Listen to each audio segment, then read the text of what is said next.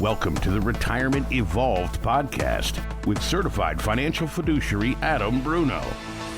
This is the Retirement Evolved podcast, back with Lauren. Say hi, Lauren. Hello. Evolution Retirement Services, Evolution Wealth Management. We are happy to be on your podcast box, whichever box that is. It's a phone. We talk about this before. It's so hard, right? You should just be able to switch to a station, but it doesn't work like that. So we are hopefully everybody in Southwest Florida's final stop for retirement questions, for retirement needs. We've been doing this a while, but most importantly, we want to make sure we keep you educated and up to date on what's going on in the world today that affects retirees. And of course, we're coming to you after the election, which is always a hot topic. So we're not going to talk about it. We are going to talk about something even more important today. Tell them what's up, Lauren.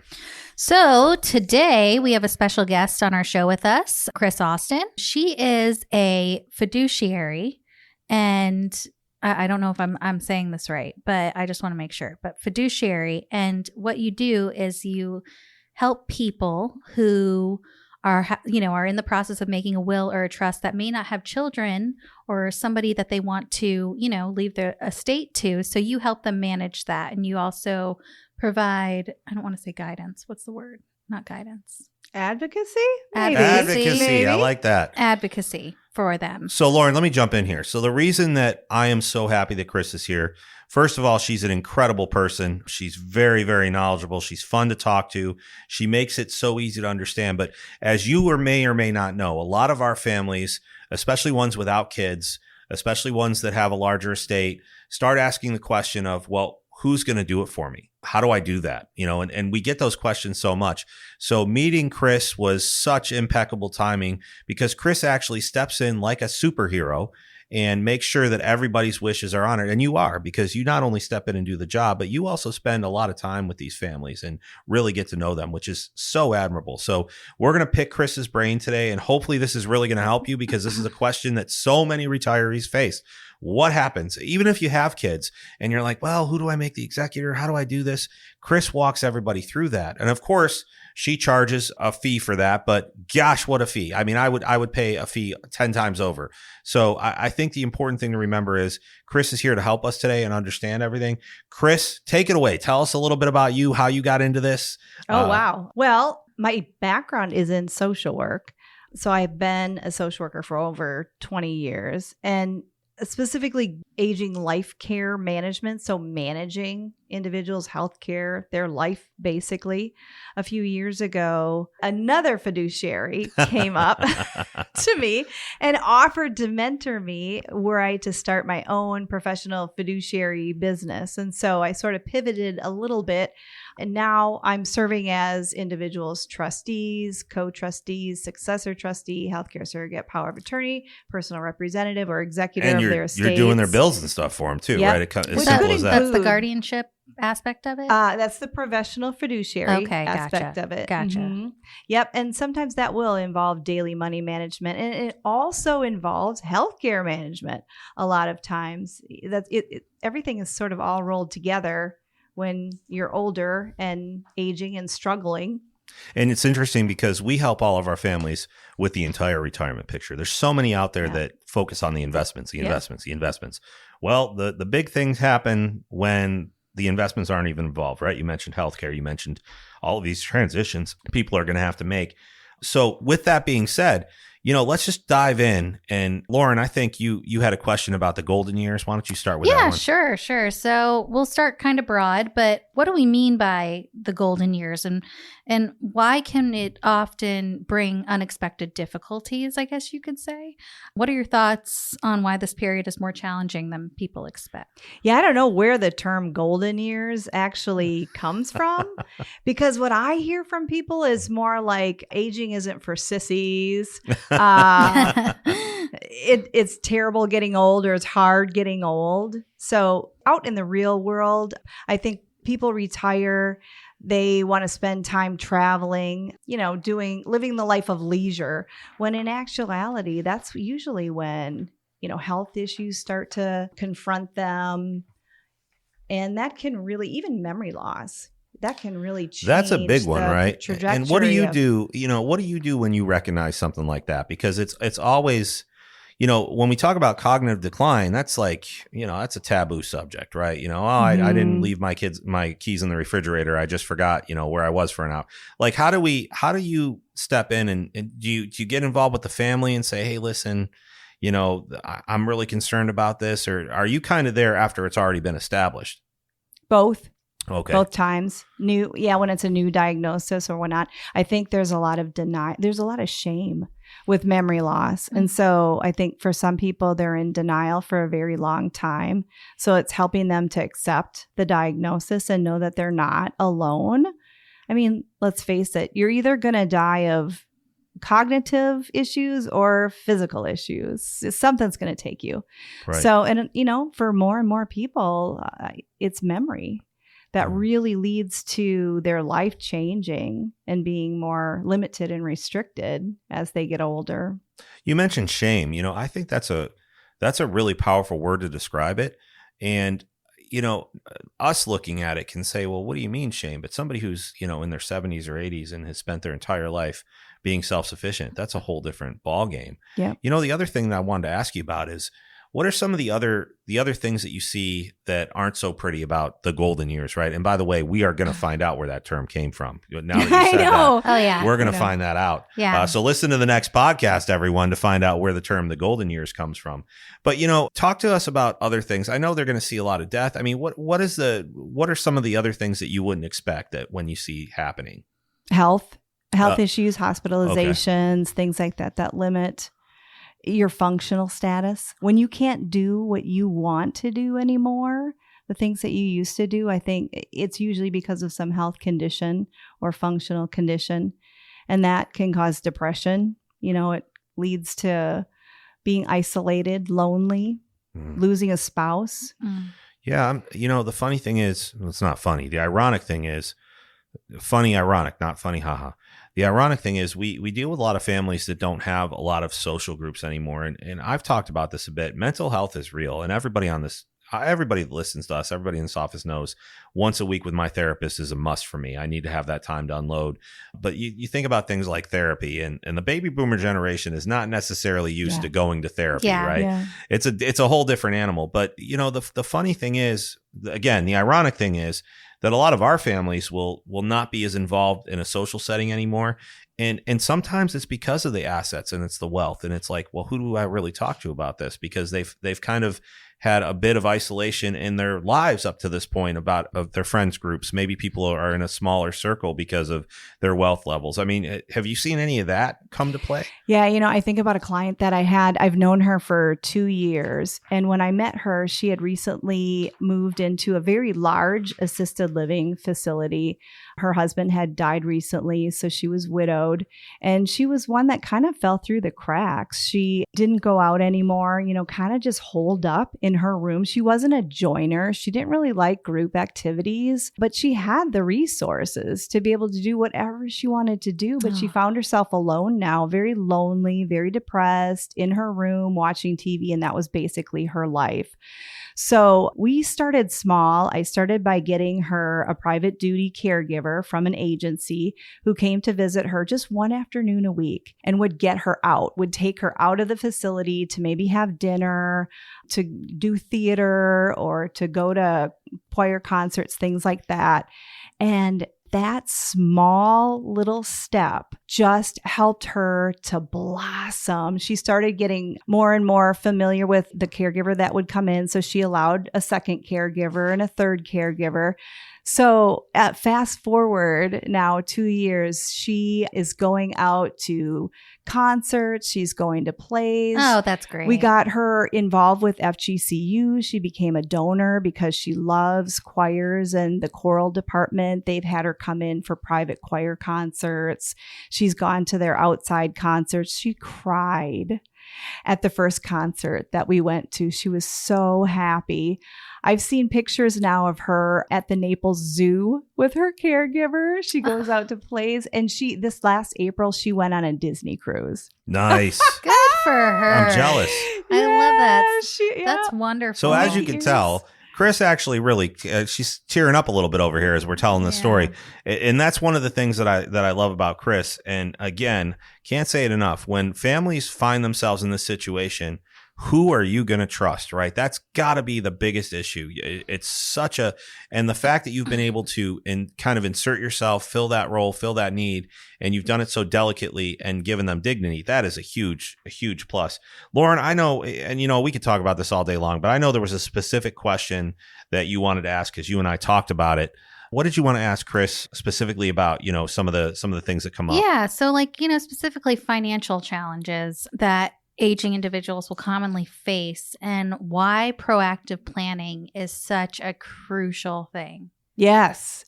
Well, and I think one of the biggest things I see is under planning or not saving enough, thinking that you have enough when you really don't. One of the first cases that I had many years ago was a woman who was in her early 90s, otherwise very healthy, but had some mental health and some cognitive issues. And she got to a point where she didn't feel like she could be at home alone anymore. She wanted to stay in her home. She didn't want to be in a facility, but she felt like she needed care in her home. So I called her financial planner and explained the situation. And he said, "Oh, she's got plenty of money, whatever she wants." So I proceeded to coordinate 24-hour care in the home, which is very expensive. Yeah. How expensive is that, by the way? Nowadays, about $26,000 a month, I would say, if you're going to have 24-hour. And that's just the caregiver. That's not I was gonna nursing. say, did she have any long-term care plans, anything like that? Well, interestingly enough, so when I called the financial planner back to tell him, what her expenses were going to be a month, he was like, "Oh, no. Oh, she has $200,000, which maybe seemed like a lot to him. But if she were to live 10 years, I mean, when we calculated out the expenses and what this would cost, she would have run out of her resources in 8 months. Oh, yeah. So, well, you know what you should have done? You should have said, "Hey, you did this, so get your butt down here and you take care of her now." That's a ridiculous thing to think, $200,000 and there you go, right? Yeah. I mean, so when we talk about this, by the way, what happened with her? Did she end up? She ended up destitute, right? Did she end up getting the care that she needed? She ended up with less care. She could have less care, but we ended up having to, adjust the plan. And basically, what that does is give you a lot fewer choices, right? So yeah. What I wanted to ask you also. So you're saying it's really important for people to start planning as early as possible. I know we can talk about long-term care insurance. We can have health care directives, power of attorney. Tell us a little bit about why those things are important. Obviously, long-term care insurance, by the time we meet our families in their mid-60s, early 70s, it's really hard. Mm-hmm. It's really a hard thing to do, a lot of money. But talk to us about the rest of it. I've talked to people so many times about just making sure that you have the health care directives in place. Why is that so important? Absolutely. Well, okay, healthcare directives, they're basically set to provide you with a decision maker in the event you lose capacity or you can't advocate for yourself or make your own decisions. Now, in Florida, if you don't have a healthcare surrogate, the law provides a pecking order or a list of priorities for people who then would make decisions on your behalf in the absence of some legal document. However, for some people, they might not want their siblings involved in their care, or they might not want their spouse deciding whether to, remove life support or not. So it's really important. If you have a specific preference or wish for what you want, get it in writing so that your wishes are honored when they're needed to be. Is that where the power of attorneys come into play a little bit too? When you see that your durable power of attorneys with married couples, I mean, what does that include? Okay, so a power of attorney is even more important, actually, because the healthcare surrogate, there is that safety net, right? The state of Florida has statutes. They have parameters set if you don't have one. However, if you don't have a power of attorney and something happens where you're not able to pay your bills or contract any longer or, work through a long-term care insurance claim, the only legal remedy in Florida is a guardianship. And I'm also a professional guardian, and I have some wards for that exact same reason because they chose the wrong person to do it. And when it came time for them to use that person for help, that person was unwilling, unable to serve.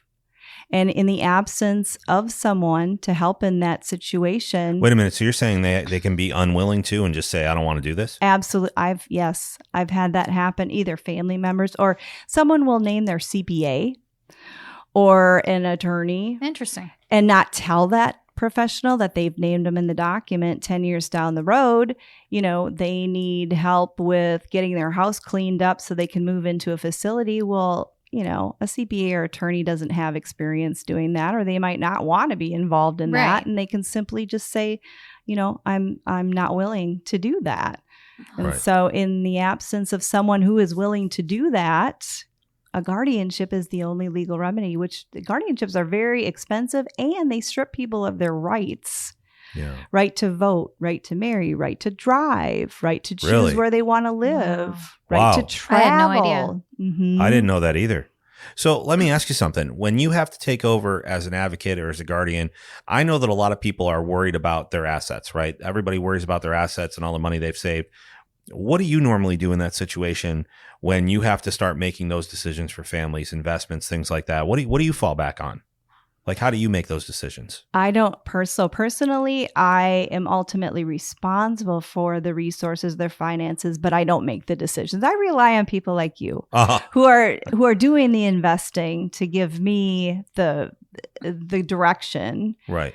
Yes. Right. And CPAs, I rely on CPAs to do the taxes. I don't ever try to do a tax return on my own, but I rely. Well, I think this is so important because one of the biggest questions that they're going to have is what happens to my money then? If I have a guardian, if I have that an would advocate, be my first question. Yeah, that's so it's good. And I think it's important that we underline that term fiduciary. That's not just something you get to throw and stick up on a wall. I mean, you obviously had to go through a lot of training to become one.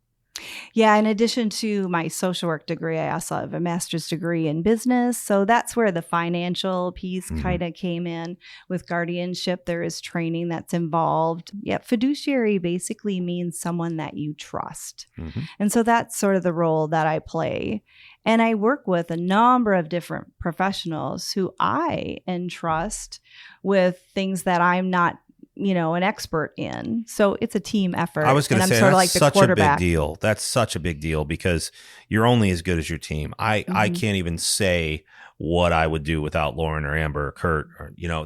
So Lauren just passed her insurance license test, and so did Amber.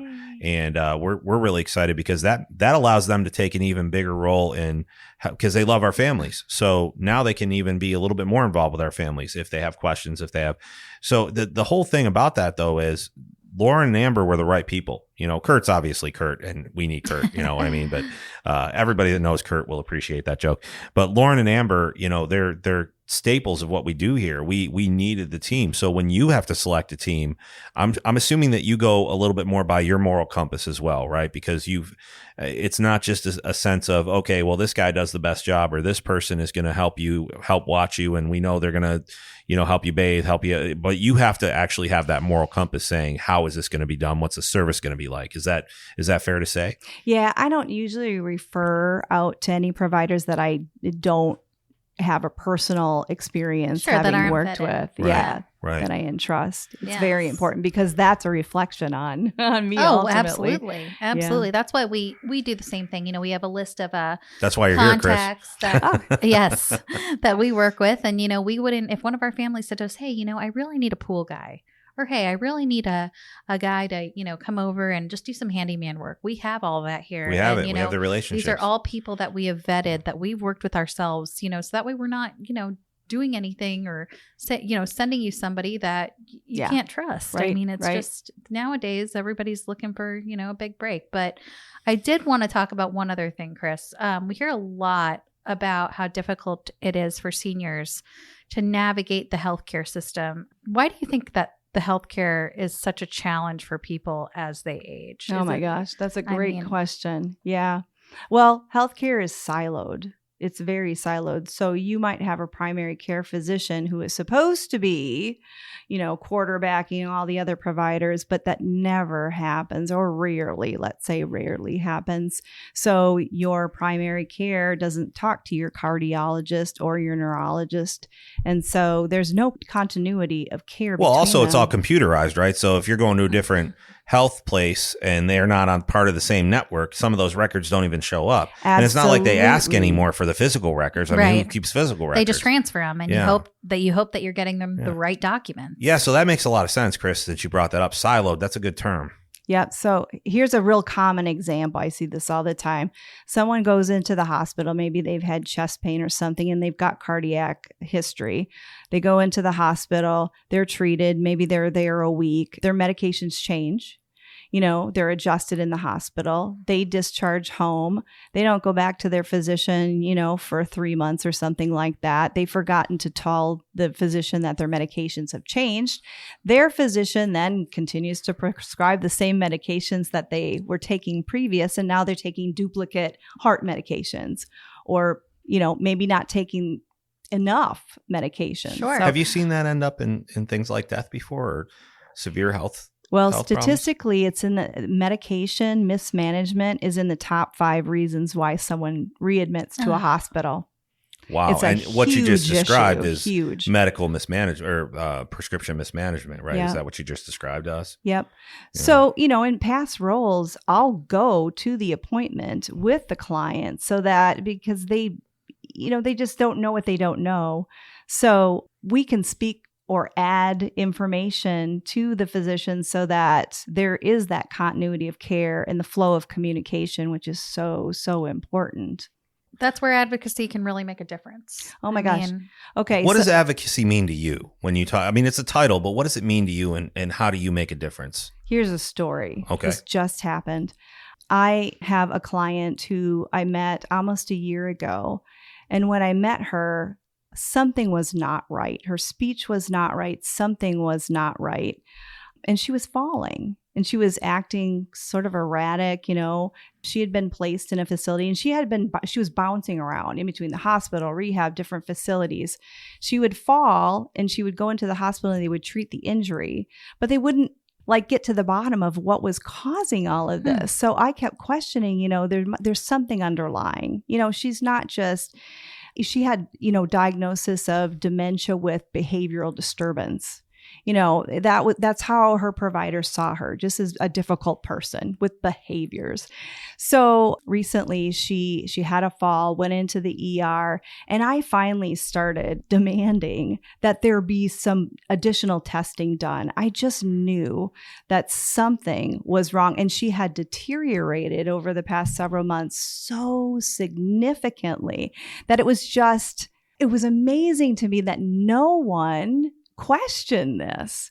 Well, turns out she has very late stages of ALS, or a form of ALS. I was going to ask you about that. That's what it sounded like to me. Yeah. So instead of, just sending her back to her assisted living and hoping for the best, we pivoted the entire plan of care. And she still had a house in the community that she owned. This week, she moved home. Wow, that's incredible. She's going to live the last couple months of her life at home with a 24-hour team of caregivers and hospice. And we're just going to give her a beautiful, beautiful ending of life, which would have never happened had she have just, kept in that chills. Cycle of the revolving door. You just made ALS sound like it's still a death sentence, but you made it sound like it's dignified too. And I think that's a big thing about being an advocate, right? You got to restore that dignity, that quality, quality of life. That's a beautiful story. Can I hit you with a few rapid fire questions? Cause you kind of brought that up. Just a few rapid fire here. What would you say the big cost is? We know the numbers, but when somebody goes into a full skilled nursing facility, not just the cost, what are some of the other issues that you see with facilities like that? Let's start with the cost. I mean, how expensive are we talking here? I've seen as much as $500 a day for a skilled nursing facility. Yeah. And you multiply that times 4 years, and that's right. So in your experience, because I'm always telling my families and our families here, it just doesn't seem like all sunshine and rainbows. I mean, let's talk about what the place is. The place is you go somewhere and you know that you don't have long left and you're relying on other people to take care of you. What are some of the drawbacks that you've seen to facilities like that? Specifically skilled nursing? Yeah. Privacy. So most skilled nursing facilities, you're in a shared room and there's a curtain. that separates you from the person in the bed next to you. You get a bed, a dresser, and a TV stand, a small closet. So, for a lot of people, leaving you're their spending homes, $500 a day to do that. I just want to clarify. It's the care that you're paying for. Got it. But, that's a huge, so someone coming from their home in the community where they're used to putting up a Christmas tree every year during the holidays, they lose everything. They lose their ability to drive, their car, all their possessions, their clothes. How has the care been in your experience? I mean, you've got a lot of experience with it. Would you say that the care is reflective of what they promise you when you come into the facility, or any facility really? Do you think that, I mean, we always know, we hear the things, my wife and I, when we were house shopping, we'd look at Zillow, right? And this is a horrible analogy, but we'd look at Zillow and she'd use the term Zillow screwed. Oh, we just got Zillow because the house looks so great, right? You go in there, it's like shiny, and then you get to the house and it's like, whoa, is this the right house? Right. So do you find that in that type of space where does the care match what these institutions are promising, in your opinion? Well, not to villainize facilities, but because what I'll say is I think most caregivers, most people in the healthcare profession go into it with the hope of being able to help people and serve people, right? So that's their intention. I really think the staff and the caregivers are trying to do their best, but it's the cost of everything has increased to the point where profit margins are so low for some of these facilities that they have to cut back on staffing, or they have to cut back on benefits, or just wages. Someone who's making like literally $15 an hour can't afford to support a household. How does that domino fall and it affects the people that are inside the facilities? I would assume that it has an effect on them as well. I've always said happy staff, happy customers, right? Sure. I mean, that's kind of a general. So if your staff is very unhappy, overworked, underpaid, that's going to reflect in the type of care that the residents are getting. Ultimately, absolutely. I know another question that comes up a lot is, you have this idea of placing assets in an irrevocable trust so you could avoid, then you can qualify for Medicaid and stuff. What have Medicaid facilities been like in your mind? Are they on par with these other facilities, or what's your experience been with them, or what are they like? Well, I would say if you have a choice of just winging it during life and thinking that you're going to go on Medicaid and that will take care of you, as opposed to saving your money and maybe privately paying or buying into a CCRC, that's probably the better route to go. Okay, break it down for me. What's a CCRC? What's a CCRC? CCRC stands for Continuing Care Retirement Community. And basically, it's a community that offers all levels of care from independent living up to skilled nursing. And you buy a life care contract. So you buy in like Shell to the community. Yep, absolutely. Okay. So it's kind of like having a long-term care insurance policy. There's, it's an investment. It's a large investment. But if you plan for it, and that's how you invest your resources for care for the rest of your life, it is probably going to give you the best outcomes. I don't know this statistically, but I would say people that reside in CCRCs live longer, happier, healthier lives. I would agree with that. I mean, I could honestly, now do some of those same factors that affect other facilities when you talk about price and cost and everything, do those affect the CCRCs as well? Do they have to worry about budget cuts and things like that? Or is that more because it's privately funded by the people that kind of go in there? How does that work? I'm not exactly sure what profit margins, the differential between CCRCs and say a Medicaid facility. But I'm guessing that I feel like the staff are probably better paid. I know they're happier at facilities like this. The benefit packages that are offered are much better. Absolutely. Sure. Yeah. So then you don't see the domino fall and the people getting pinched for it, that are in the facilities. That, and it sounds like they get a better quality of life. There's probably things going on all Shell the time. Point has like 3 golf courses, don't right? they? Yeah. There's It's resort things- style. Yeah, Yeah. resort. So that's what it is. Okay, resort Yep. style. There's Yeah. things going on every night. I mean, that has to be amazing for people who just want to, that are lonely or Yeah. are dealing Lauren, we with, should go over there sometime and just party with these At people Shell in there. Point? Yeah, we should just go. I bet they'd love it. We just go I mean, have a little party. I saw that they have boats. And, They do? Oh my gosh, Great food. Great I think the food. food is Hey. much better. Yep. Yeah. Well, that sounds like a better solution then, obviously. Yeah. I mean, not that everybody can do it, but most of our families have the ability to look into that. And I have to say, I've been a little biased just because I didn't see it from your perspective. I saw it as families throwing $400,000 or $500,000 at Shell Point, and how does that really? Maybe I'm not educated enough to know how it works. It just seemed like a big bite of the apple to pay all at once. But as you describe it as an investment, that changes my mind a little bit about that. Mhm. Obviously everybody's got to make money, right? These places have to make money to operate. But the quality that's provided, that does kind of, you get what you pay for, right? That's Yeah. exactly Yeah. right. Yep. That's Yeah, right. I think that, people that can adapt to activities like that and have that socialization, that's got to make a huge difference in their life. I mean, really. And I have one last very specific question. It's very specific. If we have a family, I'm giving you a hypothetical, but it's happened to us before. If we have a family that has a special needs child that's been living with them for their entire life, and their biggest concern is what is going to happen to the child when they're designing their estate plan, and it holds up the whole estate planning process because that is the most important question. What happens to our child? As an advocate, what kind of advice can you give to families like that are suffering from, not suffering, but have that issue as far as a special needs child that's going to need lifelong care when they're gone? What's your advice that you give to families like that? How do you solve that problem? What do you tell them? Well, with the special needs trust, there has to be a trustee, Right. right? Yeah. I've Okay. served in that role where I'll be the trustee. So, and I think with special needs, with disabilities, it could be a mental health disability, it could be a physical disability.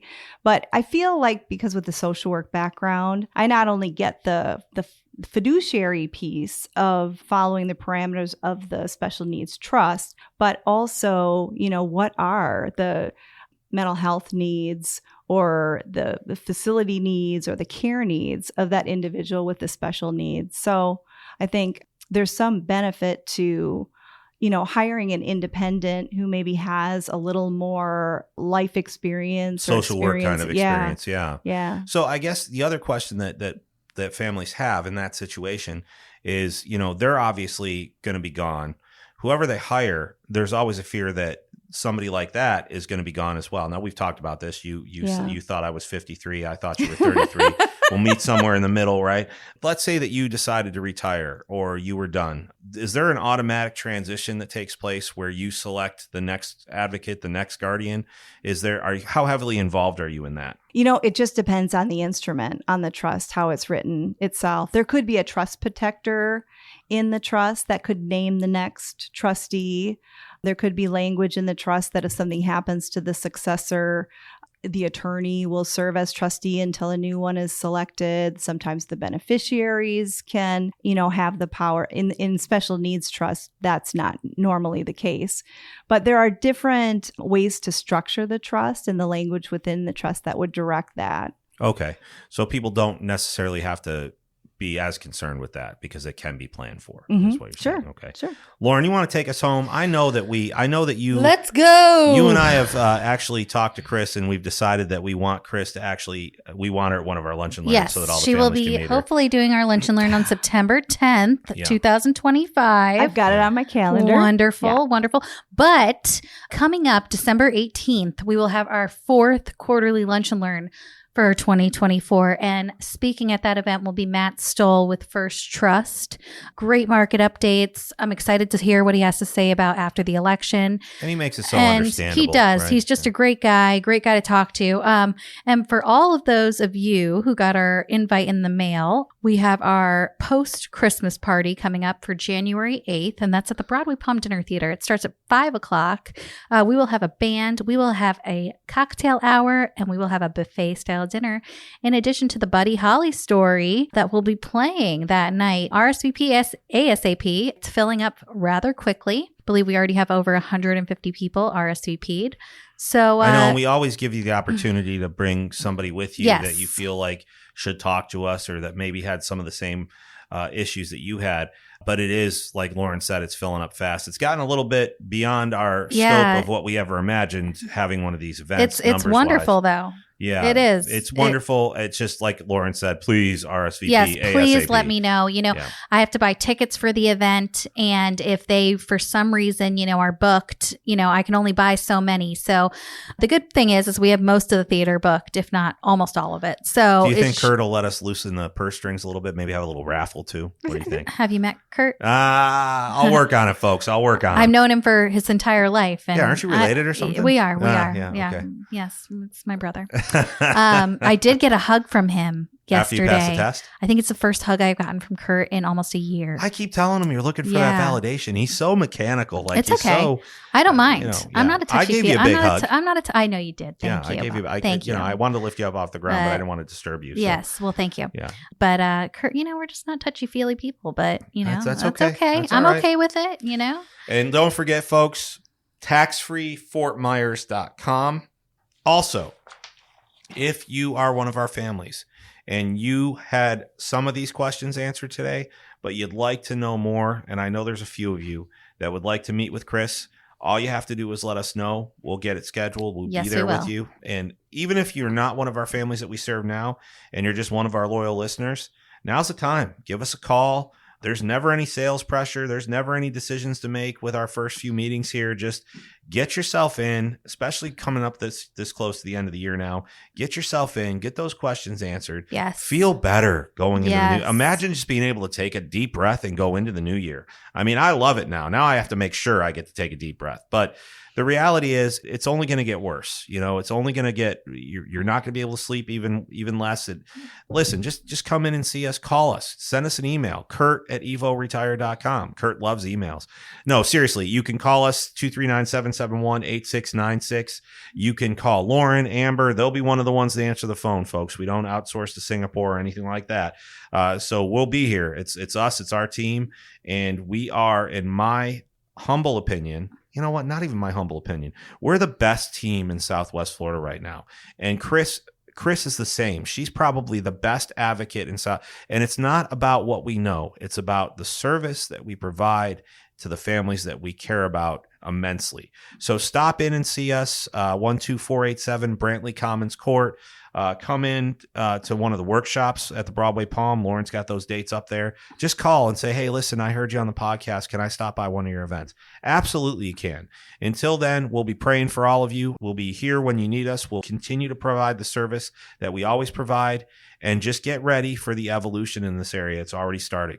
And thank you so much, Chris, for joining us today. Oh, yeah, Chris, thank you. It's been wonderful. Thank And you. I think people are really going to value all the advice that you gave today and all the different things we talked about. And if you have more questions for Chris, we'll certainly get those answers for you. Absolutely. I know that you guys have been pounding the emails, and we've received a couple of them, but we've tried to, really spend the time as we can with getting people like Chris on the podcast with us to really dive into some of those issues. I know we had Kevin Kyle, the last podcast, talking about estate planning. So just continue to bear with us. We'll make sure we get the answers to your emails. And I'd love to get some more of them on. We'll probably do another Ask Adam Anything before the end of the year. Ooh, yes. Yeah, listen, anything. Oh, I guess it is anything. I'm not answering the boxers or brief. We got emails for boxers. You say that every like time. 15 times. I'm not doing it. Oh, it please. will forever remain a secret. He wishes. Until we talk to you again, folks, we love you. Take care of each other. God bless. All right. Bye-bye.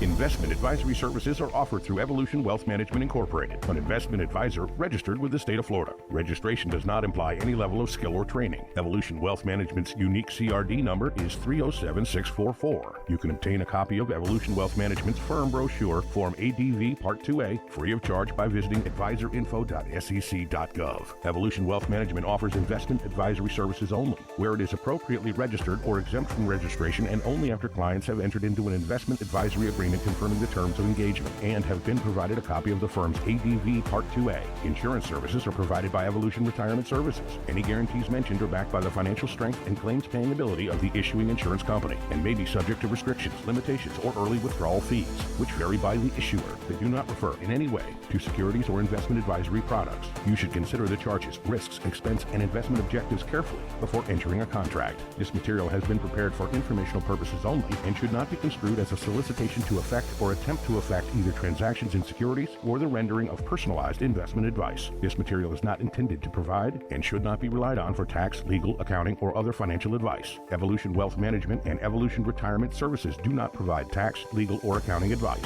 You should consult your own tax, legal, and accounting advisors before engaging in any transaction. Evolution Wealth Management and Evolution Retirement Services are affiliated entities.